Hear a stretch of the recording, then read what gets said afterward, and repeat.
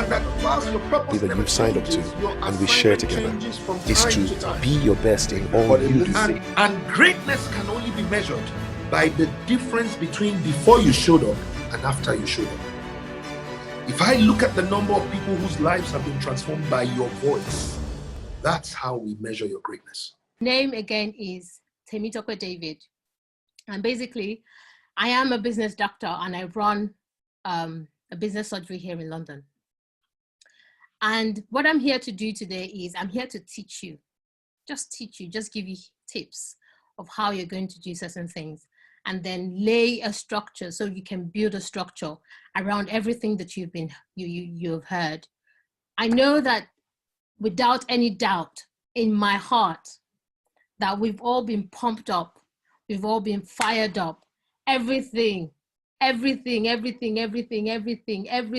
you've heard, your spirit is stirred, you know, and I have no doubt in my mind that you have received a word, that you have received your message, that you have a business idea, that you have, for those who are already in business, that you have a value to give. You have that voice that you want to use, and you want to release and maximize your potential. So let's go straight into it. Because of our time, I don't want to waste our time. So today, I want to talk about the business model Canva, which is the BMC for short. You might hear me say BMC. You may hear me say the business model Canva. So does anybody know what a business model Canva is? Can you just put in the comment section if you've ever heard of it, if you know what it is? Can you just put that in the comment section? 2 minutes.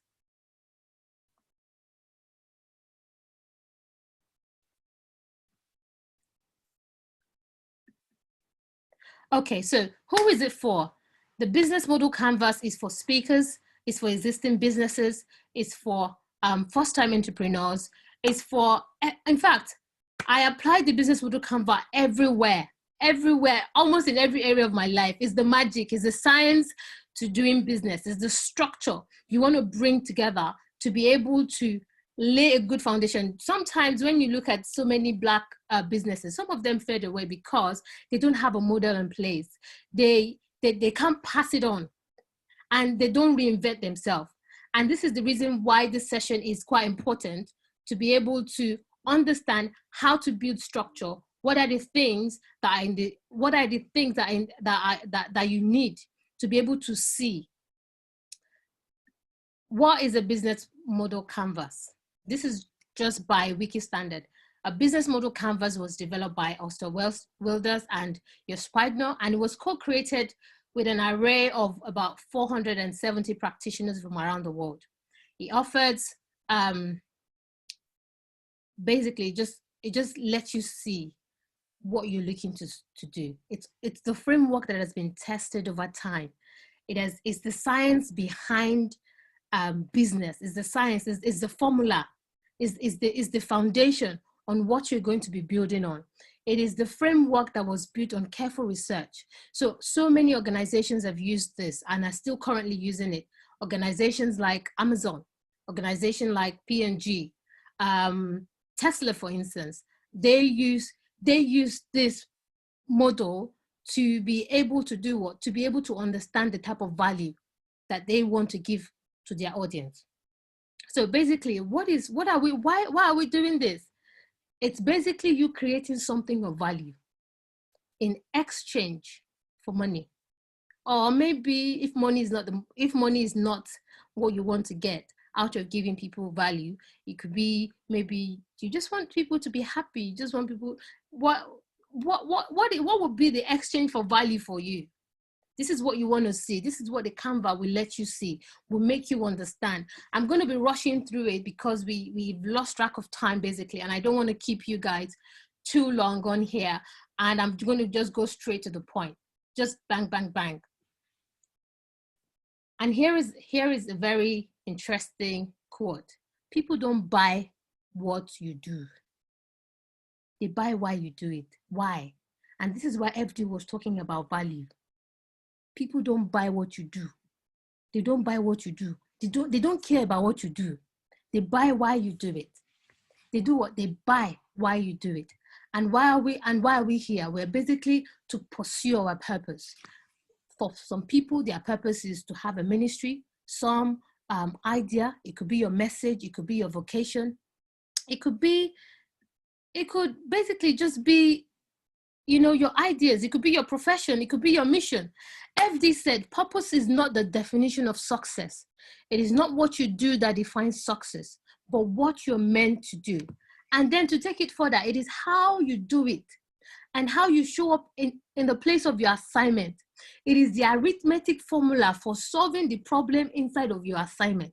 Because at the end of the day, if you've got value, you want to be able to solve the problem. You want to solve people's problem, but there's a problem of how you want to create structure, of how you want to go about it, of how you want to reach the target audience, of how you want to reach your customer, for instance, of how you want to get them to understand that you've got value and this is what you're doing in essence. So it is basically to understand the pursuit, to understand, to pursue, to fulfill your purpose. A business model Canva is like writing a new story. Yeah?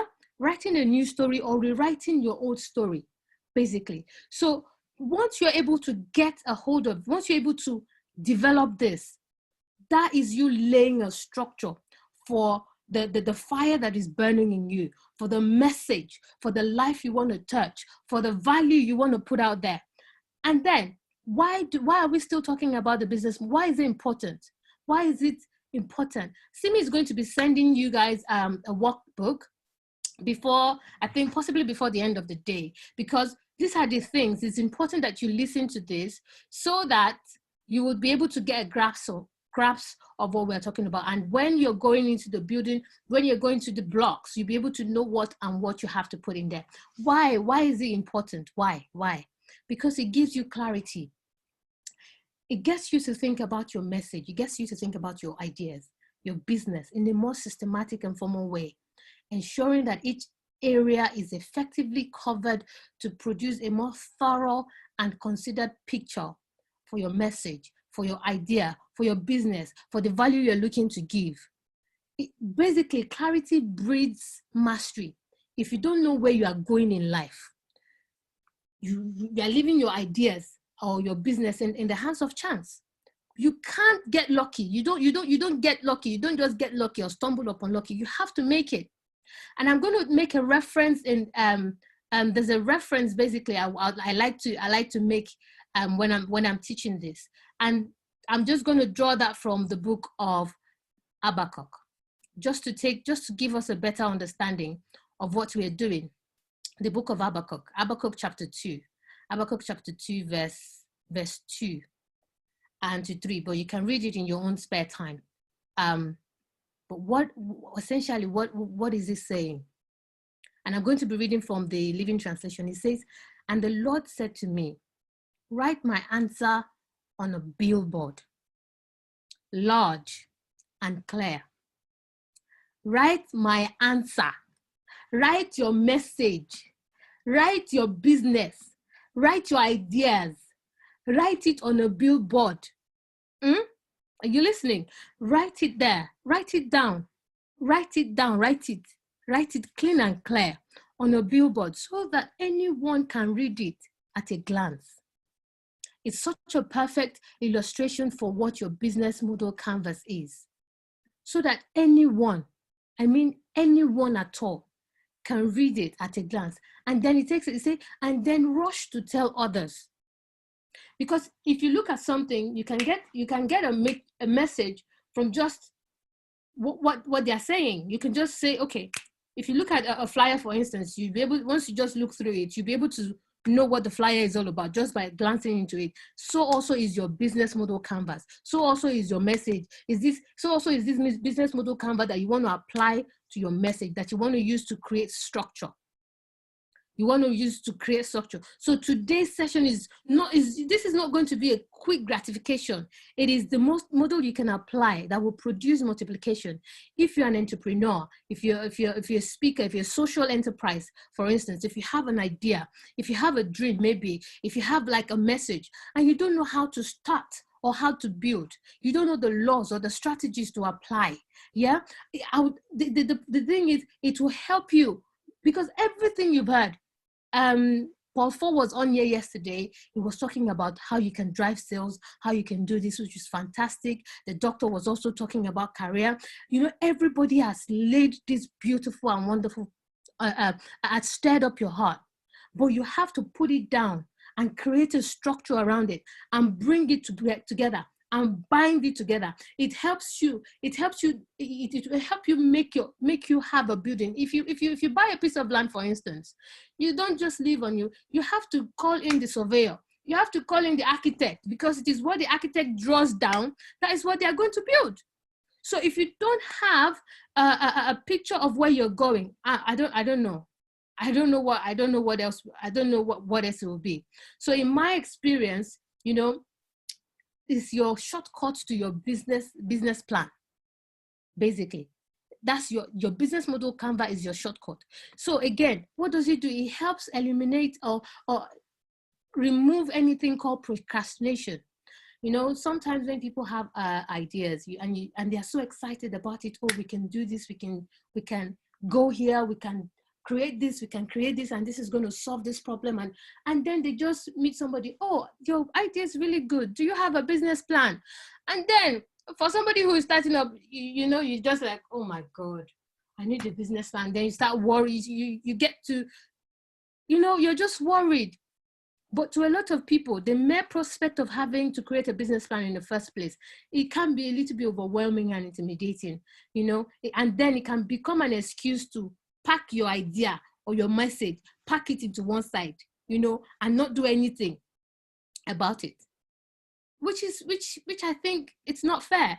It's not fair to that message. It's not fair to your ideas. It's not fair at all. So we could say it's all about exchange. It's all about you create something inside of your business, like I said, you know, and it is just basically for you to understand how to do it, for you to understand how to see it at a glance on a billboard, basically. So you may need a business plan. Don't get me wrong. You may need a business plan.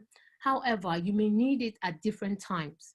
You may need it for different purpose, maybe to attract investors, for instance. Maybe you're looking for a partner, so they want to understand, okay, how are you going to run this? What's your financial project plan?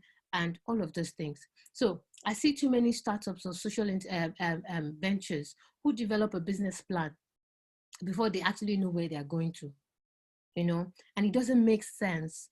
It enables you to visualize and design and reinvent your business model. It sets a framework for developing, you know, from this business model Canva, you can develop your strategy.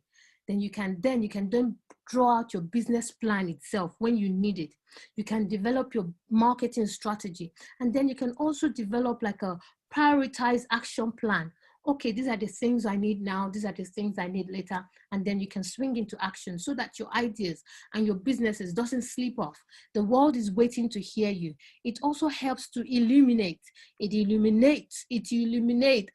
know, with the business model canvas, you'll be able to articulate in just one page. Again, laying emphasis of seeing everything on one page. It is the element that focuses on how you do business, how you deliver your message or your value that you're looking to create, how your business and your message generates revenue, what value are you looking to create, to whom, who are the people, who are your customer, who are your audience, why will your audience keep coming back? It helps you to design, to innovate, you know, and to improve. If you already have a business that you don't have a business model canvas, if you already have a business that, you know, it helps you to improve upon it. By the time you bring everything you're doing, the value you're delivering onto this canvas, you would be able to see. And that is what my one-to-one session does. My one-to-one session is great for to create, because some of your questions might not be obvious. Some of the answers that you want to give might not be obvious. Yeah. So again, it also helps with speed and agility. The key principle of the BMC is to concentrate on quality rather than quantity. So when you remember when I said some people for your business plan, they can tell you, go and write a business plan and all of this, and then you end up creating a detailed roadmap, pages upon pages. Yeah. Rather than that, one quote that Steve Jobs said, he said, I am proud of what we don't do as I am of what we do. So he focused on producing Apple. I have one. And they also have other services. The BMC is fluid. It is progressive. It helps you to understand what your value proposition is, what your operations, and how to launch. It gives you that understanding of what your competitive advantage is going to be. Yes, so many people is doing similar to what you're doing, but by the time you are able, because yes, you could have people who are doing what you're doing already, but there's always that competitive advantage that you can add to it. You can have that edge to launch a profitable business, to launch a profitable speaking idea. And there are 9 blocks to building the business model canvas. So am I making sense, guys? I need this session to be interactive. I hope you guys are not sleeping up on me. Yeah. All right, cool. Yes. Keep it coming. Keep it coming.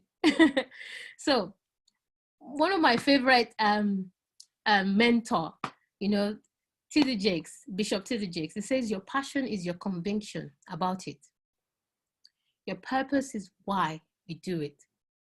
And then your destiny is where. Your passion is your conviction. If you think about it, that is the fire inside of you, is your surety, and then your purpose is why are you doing this? My goal that I set is to help about 100 people start up between now and next year. Start up that business, start it up. You can't leave it on a piece of paper and say, or you can't leave it in your mind and say, okay, I'm going to do it later. No. One of my goals is to help people start up, do it, get it done, start up, please, bring it out. There are so many people who've got so many ideas, and I'm sometimes during my business, during my consultation time, and when I have one-on-one sessions with people, and I'm just wondering, so what has happened to all of this? So you have this great idea, it's just, the business plan part of the things, but this is basically the shortcut to everything that you need to start up. So like I said, there are 9 building blocks in the business model canvas. And I'm just going to be breaking it down, because when you get the workbook, when Simi send you the workbook, you will be able to understand what are the things that you have to put in each of the elements. What goes into the element. So first is the key partners. The key partners are the companies or people your business work with to create a strategic relationship. So here, a few example is your partners, your supplier or distribution partner in a supply chain. And when you're just feeling that, what the things you want to consider there is, what are the key resources? The key resources your company receive from these partners? What are the key activities? What key activities are performed by these partners? Do they help you lower costs, for instance, maybe? What is your company's motivation for working with them? Those are the specific things. Can they provide specific things to you?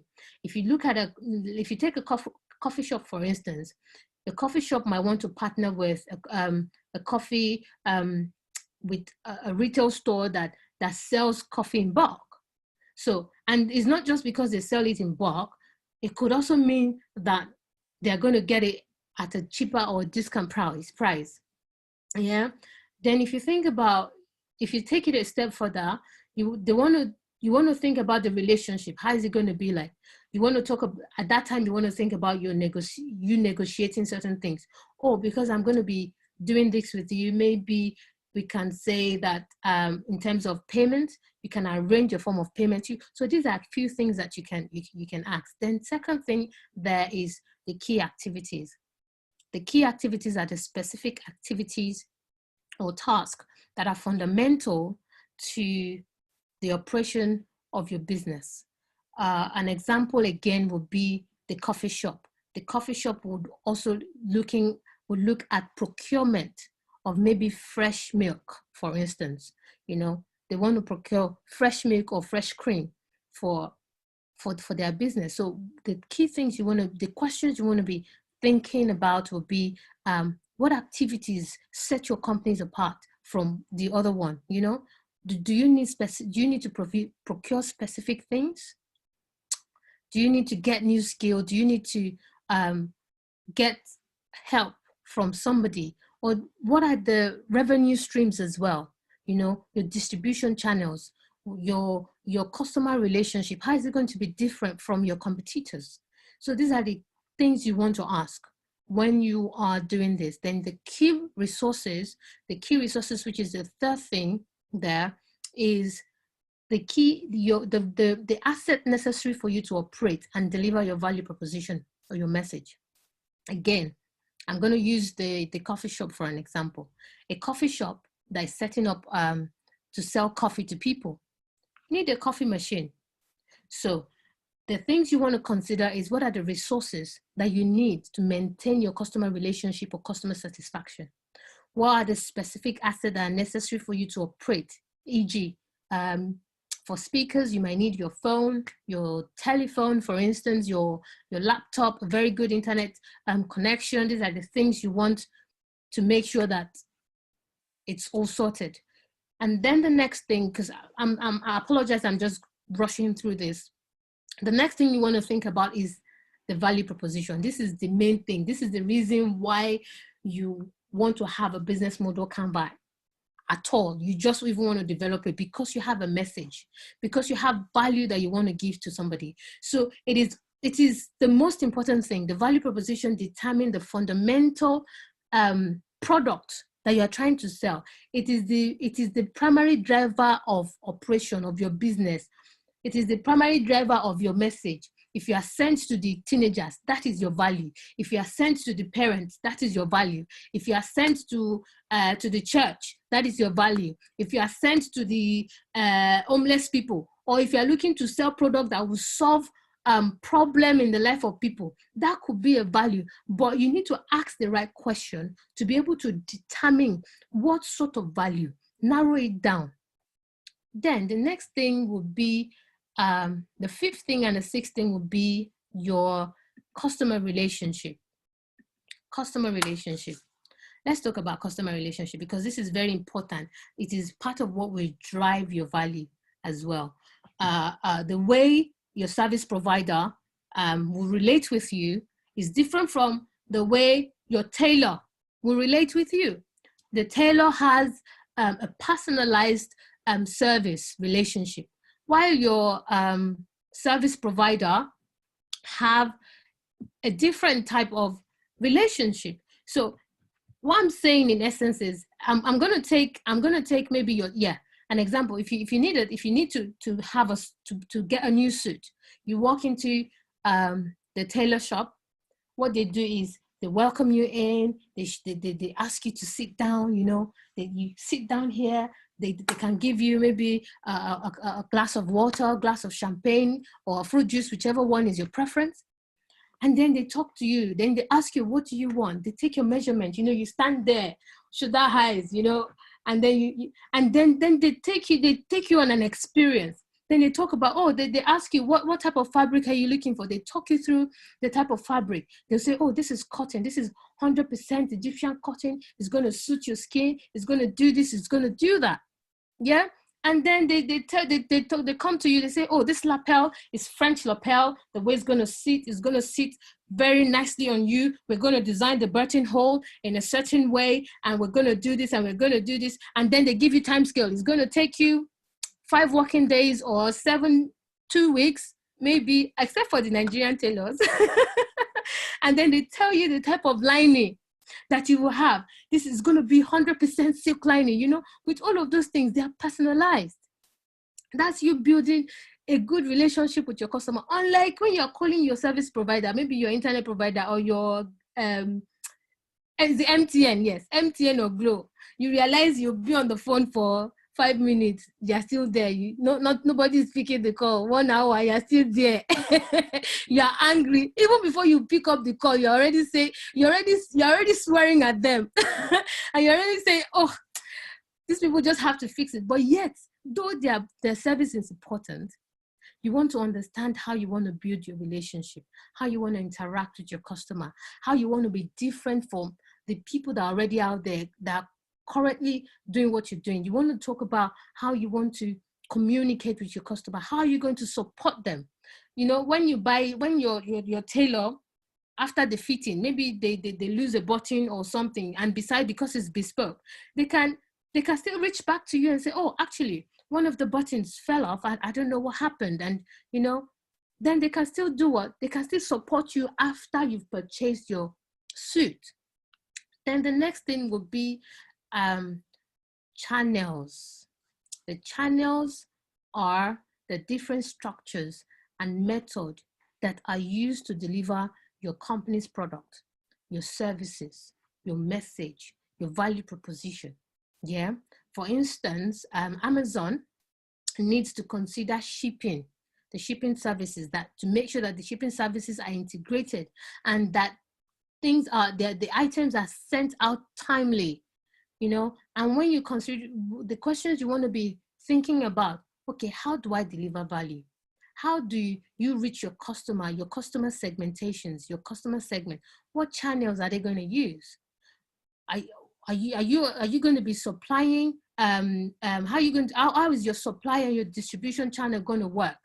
Because your business model canvas will help you see that, because it creates that link between your operations and then your stream of income as well, and then the value you're looking to produce, and then the impact that you're looking to make. So that's one of the things you'll be considering when you are doing your workbook. And then again, we go to the customer segments and the cost structure. The customer segments are the different types of customer or audience that you're looking to deliver your message to, or that's going to be interacting with your business. You want to think about that. So if you're producing different services, you want to think about profiling them. What are their age, their gender, their location, their purchasing power, for instance. You know, everybody was talking about Virgin yesterday. And what came to my mind was just airlines. And I was just like, okay, how am I going to connect? So airlines, they have like first class passengers, they have business class passengers, and then they have economy passengers. All of them, they are delivering value, but you know that first class, they have access to exclusive benefits and luxury travel arrangement. Unlike the economy, they provide much less support, and then it's costing people less, but also it is significantly pulling in money as well. And there's quite a lot of them. So if you get to that box, you're thinking about who are your most important customers? Who are the people that are going to be paying for your services? I personally work with people who are ready to take action, like right now. I don't want to say, oh, I'm going to do it tomorrow. You know, I don't work with that. Those are not my target audience. If people come to me and say, Temitope, this is what I want you to do. This is why I'm like, okay, let's have a session. Sit down. Let's talk about it. Let's trash it out. So we run through the surgery. We talk about the problem, and then we address it. And then we'll talk about recommendations, and then we'll talk about action plans. And then we talk about, you know, I don't want to be sitting down on my, anyways, even if you are going to come, you're still going to pay anyways at the end of the day. So you want to think about how you want to segment your market. Who are going to be your VIP, that are going to be needing certain VIP treatment, that are going to be paying for what you carry, for what you want to impact in them. You know, who are these people? You want to understand how you're going to target that small niche from the community or the mass market, for instance. Then we're going to go to, I'm just going through this quickly. Then we're going to go into the revenue stream. The revenue stream, I think I haven't done The cost, yeah, the cost structure. Let's talk about the cost structure. The cost structure refers to how you spend money, on operations. It is, if a company is cost driven, it focuses on minimizing cost. Thus, the price alternative and the prices for customer. But if a company is value driven, it focuses on creating the value for the customer and doesn't mind about the price, because you know that what the value you are giving out is worth the price. It's not even the price. Let's take, for instance, for so many people that like to put on designer stuff, Gucci, for instance, or Ferragamo, or whichever one is your favorite. And then we take the high street one, let's say H&M or Primark, or a shop under the bridge in Oshodi, yeah, that wants to sell. So if we let's compare those two people, one luxury brand and the high street. So the high street people are, they are the one that want to do release fashionable stuff at a very low price. But if you take Gucci or Ferragamo, for instance, those people are value driven. They are value driven because they make luxury. They focus on high quality clothes and accessories designed with the latest trend in fashion. Let me shock you. These two people, they have, though one is targeting the mass market and the other one is targeting a different type of customer. They still made their money. Last year, Gucci made 9.63 billion euros. That's Gucci. It made 9.63 billion euros. And then Primark, for instance, Primark made 7.79 billion. So don't be scared about, know what you offer. The people who need your services will come. This is where I talk to my clients and help them to understand. And then you think about the cost structure as well. You want to think about your pricing because of the value you are delivering. Because of what? The value you're delivering. So I'm going to go quickly to the revenue stream. I like this part. Because this is where you are cashing in. This is where you want to cash in. You want to make sure that you explore all the channels. So your revenue streams are, for a company, are the source of cash flow. This is tied to your value proposition. So you want to think about the levels of services or different services that you want to have. You want to have maybe premium service. You want to have maybe subscription service, for instance. So, but you just want to think about, yesterday, Paul was talking about the different ways where you can, bring in revenue, different ways of making money and all of those things. So it's tied to your value and then how you're going to cash in. So, here you want to be thinking about, what does your value, what does your customer have, does the company have multiple methods of generating value? Revenue? You want to think about, okay, one of the things that you want to think about that is currently trending, you want to think about how you want to close a deal at every interaction. If people come to you on Facebook, they are paying for your product. If they come to you on Instagram, they are paying for your product. If they come to your website, if they book certain things, you are paying. And then you want to think about the channels at which you will be closing these deals. You want to think about your payment method. Do you need Paystack, for instance? Do you need Stripe, for instance? Do you need, you want to think about payment gateway. So through which channels? Is it going to be bank transfer? Is it going to be through Cash App that you want your customer to pay? So you want to think about your pricing strategy here as well for your product and the services that you're offering.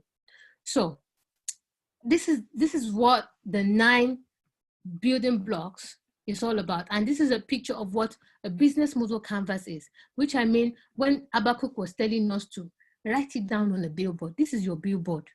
This is where you want to see, key activities. Okay, I'm getting my services from Mr. A, Mr. B, Mr. D. Those are my key partners, my activities, my value proposition, my resources, my cost, my revenue, everything at a glance. Yesterday, I was speaking to FD, and then one of the things I picked up from our conversation over the phone when we were speaking, said, do well while you are doing good. This will help you do well while you are doing good. And just to take it a step further, there's something called social enterprise. There's something called business model for social enterprises, where most of the people who are making impact, creating value and making impact fall. So this is what Wiki says about social enterprise. It says a social enterprise is an organization that applies commercial strategies to maximize improvement in financial, social, environmental well-being.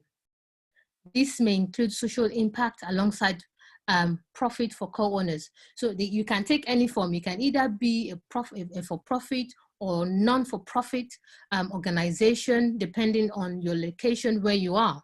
So social enterprises have both business goals and social goals. As a result, their goals are embedded in their objective. What differentiates them from other organizations and this is what differentiates them from different organizations and corporations. And I'm just going to show you a quick figures of what social entrepreneurs are doing, social enterprises are doing here in the UK. This is from the UK. Here, it's saying that 42% of social enterprise are under 5 years old. This was taken about a couple of months ago. This survey was taken a couple of months ago. And then it says here as well, it says social entrepreneurs grew their turnover in the last 12 months by 52%.